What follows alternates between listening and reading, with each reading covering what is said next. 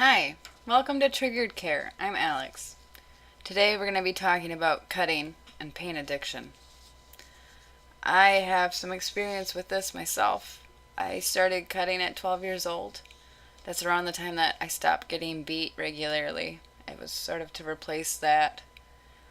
Um, so, first, how do these things get started?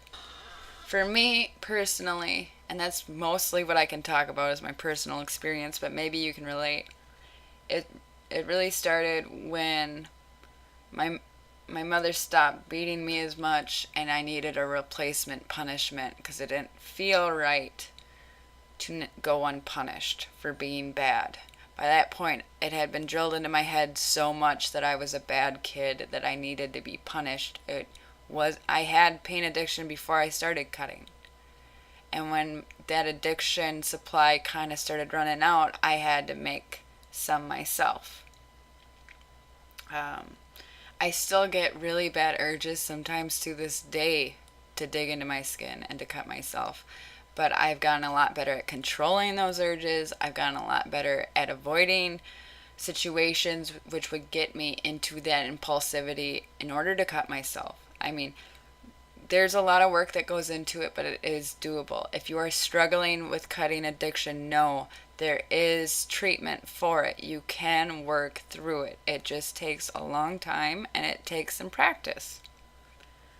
Um, Now, what I got from the cutting addiction, the reason why I did it, because people often wonder, why are people cutting themselves? Well, there's a reason for it, and there's a logical reason for it, even though it doesn't seem like it. Um, with cutting or with burning, pretty much any sort of pain that you're putting onto yourself, it supplies you with adrenaline. It gives you an adrenaline rush. And that can be very energizing, especially if you're in a severe bout of depression or hopelessness or despair, to keep going. Cutting actually kept me from killing myself for a while instead of taking pills. If I had a good cut, that would last me 6 weeks of happiness, or not happiness, but like I'm able to do my things. I'm able to keep up on my chores. I'm able to do my homework. I'm able to smile. I'm able to play because I did that for myself. That was my self-care in that demented place of evil. That is your comfort, is that reliability of I can make myself feel good. Um, it's addictive like any other drug. Any other drug out there, you start doing it to cope with stress and it becomes a need after a while. After a short while, it can get addictive fast because pretty soon the cut that you did wasn't deep enough and you want to see if you can go deeper, or it wasn't one of the first times that I was cutting myself, not the first time, but a couple years into my addiction, I had stolen a knife from the kitchen and I sat on my bed and I was trying to saw into my arm with it, but it was a really dull knife. They did not have good kitchen knives, and I was so frustrated and so adamant, like I'm going to break into my skin even if I have to fucking shove this knife down as hard as I can. And I was interrupted about halfway through, so I had to hide the knife, and that's for a story time. Anyway, it becomes an addiction quickly. Um, the last time I cut myself with a blade was in 2012, so it was about 6 years ago. I've been 6 years clean. I have gouged myself though since then. I have gotten out of control and scratched at myself and broke through the skin. But those are during my extreme flashbacks. Those are when I'm out of reality. So it's less of a conscious decision of a coping mechanism and more of just what happens when you get overly triggered. I mean, when you're in an intense flashback, sometimes there's no getting out of it. Sometimes you just have to live through it. And sometimes you get hurt in the process of that. So, yeah. hopefully these tips that I have help you out, especially if you're still struggling with this. I have a lot of empathy for people who cut themselves, because I know what spot you got to be in to take the blade to your skin. I know the despair, I know the anger and the rage. It's very, it's heartbreaking. It's heartbreaking dealing with that. And so if I can help, I want to try, at least. Given that I've kind of, I mean, I haven't gotten over it, quote unquote, gotten over it, but I have definitely made progress. And I used to be, I mean, I wasn't the most severe cutter, but I cut quite a bit, and I cut pretty deep. And so just the fact that I was able to kind of get over it, I mean, I'll just, so don't take this as advice, okay? This is not my advice part. This is more of a personal blurb. In order to get over cutting, one thing I did do, which, like I said, not advice. I don't advise anyone to start smoking cigarettes. Cigarettes are a terrible habit. They're they're gross. They stink. Highly discourage cigarette use. But for me, cigarettes were an integral part of cutting out the cutting. Partially because it hurts when you smoke, and I still have a pain addiction. I still, my brain still doesn't work right for whatever reason. I like pain a little bit too much. But I'm working on that. It's a work in progress. Recovery takes a long time. So tips and advice that I actually would endorse, is to learn self-care and learn about self-love. And these things are extremely, extremely hard to get into. For me, a turning point was starting to talk to my inner child and having regular discourse with her, cultivating somewhat of a trusting relationship with myself and being like, hey, I got your back. Hey, no matter what happens, I love you. And I know that sounds corny. And I know that I don't want to do that, because that was my reaction when my therapist first had me talking to my inner child. Is I'm like, this feels weird. I don't know if I want to do it. But then I started doing it, and I started practicing it, and I saw a huge improvement in my self-esteem. I saw a huge improvement in my thought patterns, and also my ability to argue logically with those illogical voices in my head, which is a huge PTSD victory. And an integral part of that is self-love, and especially that inner child that's stuck in you, that got traumatized at an early age and is confused. And every time they try to speak up and they give you some memories or a flashback, you're upset with them. Like, why are you doing this to me? When they need to be heard too. I mean, and I separate them out because it's easier for me to conceptualize, a little girl me who's stuck in my body, and then she throws tantrums. And when she's throwing tantrums is when I want to hurt myself. It's when I want to escape, because the feelings are so intense. But instead of escaping or hurting myself, what I needed to do was to listen and be like, why are you throwing a tantrum right now? What happened? Share your memories with me. And I actually got to a point where I was thanking her when I had a severe flashback, when I had a severe memory come up where it made me uncomfortable, and it re-traumatized me sometimes. Sometimes my flashbacks send me into a PTSD storm for a month. But even at those times, I've gotten to the point where I can be like, thank you, younger me. I needed to see that. You weren't wrong for showing me that. And just changing that discourse and changing that perspective really helped me with, acceptance, with resisting the urges to hurt myself, with all those things. These other tips are more for, just vague tips of how to get over this stuff, how to get over the pain addiction. But like I said, it takes a while and it takes practice. but you can do it. And I know that you can do it because I'll tell you what, I couldn't do anything 5 years ago. I couldn't get up out of bed 5 years ago. I was nearly catatonic for a year straight. And that will be another story time. But anyway, I know that you can do it. And I'm hoping that I can help. I can help you through this journey of getting rid of that pain addiction because it is hard.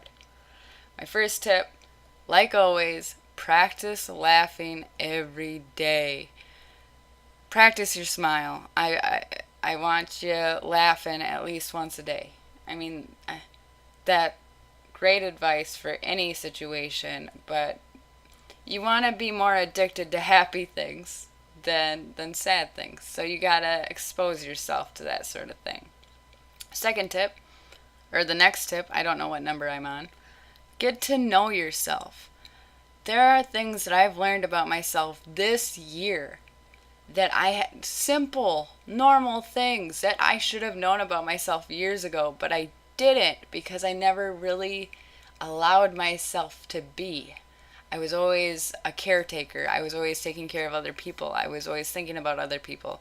So just allowing yourself the time and freedom to get to know yourself, to get to know your taste, to get to know what your hair does. That's what I learned this year, is that I have curly hair. I did not know that. For 25 years, I did not know that I had curly hair until this year. I don't even know how that's possible. Getting to know your favorite colors. Getting to know your favorite bands. I mean, just getting to know yourself, showing yourself new material, seeing what ignites your brain. Me making this YouTube channel, I mean, this has been therapeutic for me. And part of that is I'm so far in recovery that I'm comfortable with sharing my stories. And another part of that is it's new and it's exciting, and I really enjoy doing it. And I wouldn't have known that if I hadn't put my foot out there and been like, hey, let me try this out. Let me see what this is about. So get to know yourself. And that kind of goes into the tip of find good hobbies. Find healthy hobbies. Like I said, smoking, not a healthy hobby. I'm trying to cut that one out, but that is a hard one to quit. Also, if you find a hobby that can use your aggression, to use that need for pain in a way. For me, sometimes I'll exercise with a medicine ball, and I'll push myself to as far as I can go, and I kind of use the hate and anger that I got pent up into that exercise, and like I feel it burn in my muscles. And if you can work out, not only are you getting healthier, but if you can input your rage into that too, you're going to work out hard and it's going to feel good afterwards. It's going to feel therapeutic afterwards where, oh my God, I feel lighter. I feel like I just worked out some tension that I needed to work out. Next tip, routines. Routines help out a lot. So that way, if a PTSD storm is coming up, if self-harming urges are coming up, you're going to know earlier because your routine's going to be off. You're going to know earlier because, oh, well, I usually wake up and wash my face, but today I didn't even have the thought to wash my face. I'm disassociating. And then when you can pick out when you're not up to par sooner, then you can kind of anticipate, what am I going to need to do? What am I going to need somebody to visit with me so I'm not alone for a while? Do I need to hide all the sharp objects? Do I need to distract myself? Do I need to go for a walk?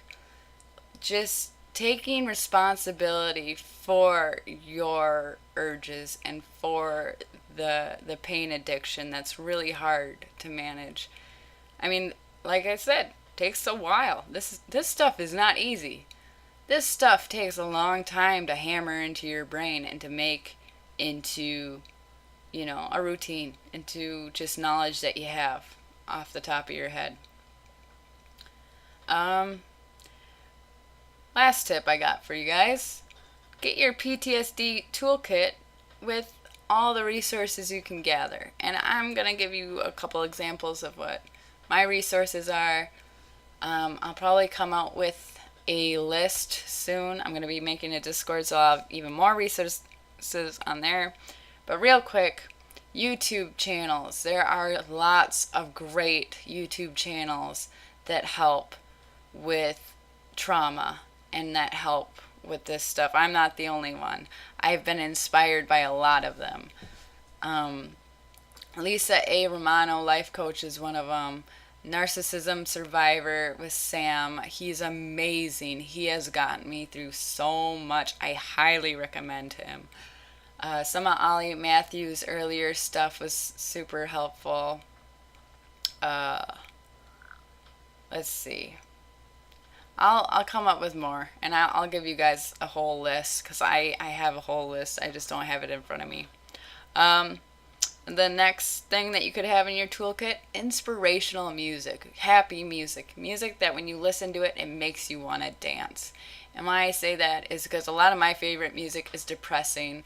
A lot of my favorite music is really down or angry. I got my angry playlist. I got my sad playlist. But it's important to have a good happy playlist in there too.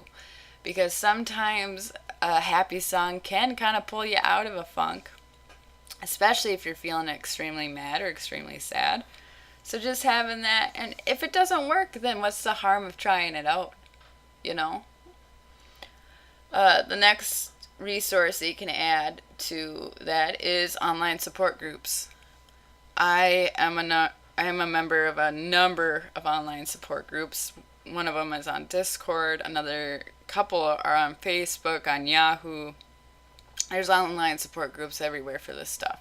And all the online support groups I found for CPTSD are amazing. They have amazing people out there. It's extremely validating to put your story out there or to just vent to somebody and have them be like, oh my God, I get it. Because it doesn't seem like very many people in real life get it that well. So, online support groups. Highly recommend that for recovery. And lastly, a close companion to sort of be your sponsor when it comes to dealing with pain addiction. You want somebody who you're extremely close to, who you trust, who you can be vulnerable with, and let them know, hey, I'm having trouble with my cutting urges. I need somebody to help keep me responsible, and not only that, somebody I can call for if I am having one of those urges, to be like, hey man, I need some help. I've done this with a few of my friends. I've had friends who have cutting urges as well, and you know, we support each when it comes up of, oh, I've been feeling like cutting, it's come over to my house, or I'll come over to your house, and we'll just sit with each other, and you know, we'll just talk about whatever. And then usually having a talk instead of acting on the cutting helps tremendously. And what it turns out is you just got a bunch of stress that you're trying to repress. So instead of repressing that and trying to cut yourself, call up your loved one. Tell them about it. Share with them.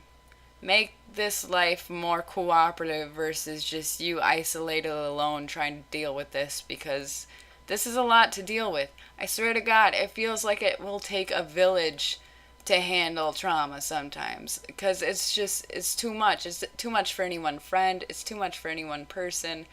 So spread your pain out a little bit and don't feel bad about it, because guess what? We all got pain. We all got pain. And you know, there's been plenty of times that your friend came to you needing help and you were more than willing to be like, yep, I got your back. Let them get your back.